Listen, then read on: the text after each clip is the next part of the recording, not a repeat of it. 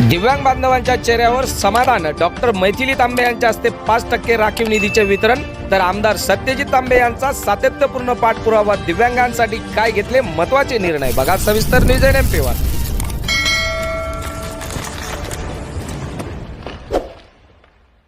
नमस्कार मित्रांनो, news NMP मध्ये आपले सर्वांचे पुन्हा एकदा स्वागत। तर मंडळी, आज आपण बातमी होणार आहोत ती संगमनेर शहरातून, आणि बातमी आहे ती संगमनेर नगरपालिकेच्या वतीने सन 2025-26 अंतर्गत दिव्यांग बांधवांसाठी राखीव असलेल्या 5% निधीचे वितरण संत गाडगेबाबा हॉल संगमनेर येथे उत्साहात पार पडले।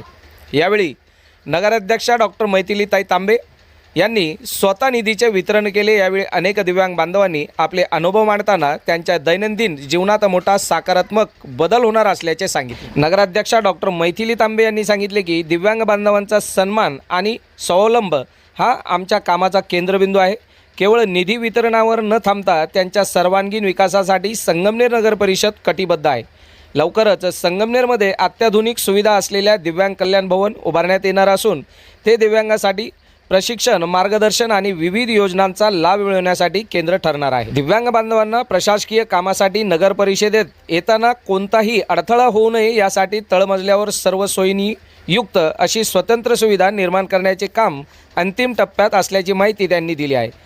यामुळे दिव्यांगांना शासकीय कामे सुलभपणे पूर्ण करता येणार आहेत। यामध्ये प्रामुख्याने आमदार सत्यजित तांबे यांनी दिव्यांगांच्या हक्कासाठी सातत्याने शासन दरबारी पाठपुरावा केला। या निधी वितरणासाठी त्यांचे विशेष प्रयत्न लाभदायी ठरले। त्यांच्या मार्गदर्शनाखाली संगमनेरमध्ये दिव्यांग कल्याणाच्या अनेक कामांना गती मिळत आहे।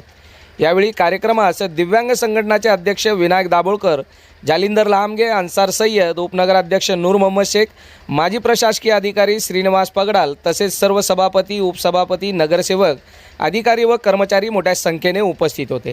विशेष म्हणजे यावेळी दिव्यांगांसाठी महत्त्वाचे काही निर्णय घेतले गेले ते असे की 5% राखीव निधी थेट वितरण, लवकरच दिव्यांग कल्याण भवन उभारणार, नगर परिषदेत तळमजल्यावर स्वतंत्र सुविधा केंद्र असणार, दिव्यांगांच्या प्रशासकीय कामासाठी सुलभ व्यवस्था होणार, स्वावलंब आणि सन्मानासाठी ठोस पावले उचलणार। यासाठी पदवीधर आमदार सत्यजित तांबे यांचा सातत्यपूर्ण पाठपुरावा असणार असल्याची माहिती देखील मिळून आली आहे।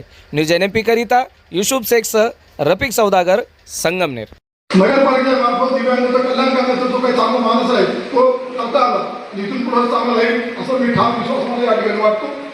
त्याचबरोबर संगमनेर कामगार संघटनेच्या आव्हानाला प्रतिसाद म्हणून जे काही नगरपालिकेचे कर्मचारी नियुक्त आले त्यांची अनेक दिवसाची देणी होती, पण त्याचा सुद्धा पाठपुरावा करून जर त्यांच्याकडे एक वर्ष आपण हे करायचं त्याप्रमाणे 2023-22 ते मार्च 2023 पर्यंत ज्यांची देणी होती त्या सगळ्यांची देणी त्यापर्यंत मैत्रिणी या ठिकाणी दिलेल्या आहेत। त्यासाठी आपले आमदार सत्यजित तांबे साहेब मैत्रिणींना आम्ही वारंवार पाठपुरावा केला, तो पाठपुरावा त्यांनी प्रतिसाद दिला आणि आज मार्च 2023 पर्यंत दिव्यांग म्हणजे जे काही पेन्शनर आहेत त्या सगळ्यांची देणी दिलेली आहे। त्याचबरोबर 7व्या दिनांका काही फरक राहिलेला आहे, त्या फरकाचं सुद्धा रक्कम आपण या ठिकाणी 49 कर्मचाऱ्यांना आज या ठिकाणी दिलेल्या आहे। तसंच